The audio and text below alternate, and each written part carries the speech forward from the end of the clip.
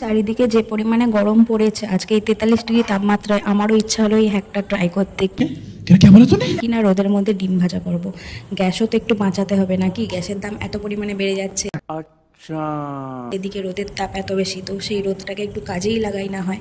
তো আমি প্রথমে থালাটাকে গিয়ে দিয়ে এসেছি, তারপর থালাটা একটু গরম হতে কিছুক্ষণ বাদে গেছি ডিমটা দিতে। এখনই কিন্তু থালাটা প্রচণ্ড পরিমাণে গরম হয়ে গেছে, তো আমি ডিমটা এর মধ্যে দিয়ে দিলাম। তারপর এর মধ্যে একটুখানি নুন দিয়ে দেবো, কারণ শুধু ডিম ভাজা তো আর খাওয়া যায় না, তার মধ্যে নুন না দিলে হয় নাকি। बात तो सही है।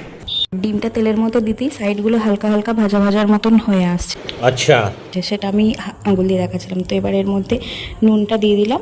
তারপর 1 ঘন্টা মতো আমি এটাকে রোদের মধ্যে রেখে দেবো। 1 hour later. 1 ঘন্টা পর গিয়ে দেখি কি অবস্থা, ডিম ভাজা তো পুরো থালার সাথে লেগে গেছে। থালাটা এত পরিমাণে গরম হয়ে গেছিলো, আমি তো প্রথমে হাতে ধরতেই পারছিলাম না। যা হোক করে ঘরে এনেছি, এবার ডিমটাকে থালা থেকে তুলছি, একদম পাঁপড়ের মতন ভাজা হয়ে গেছে। আপনারাও ট্রাই করে দেখুন।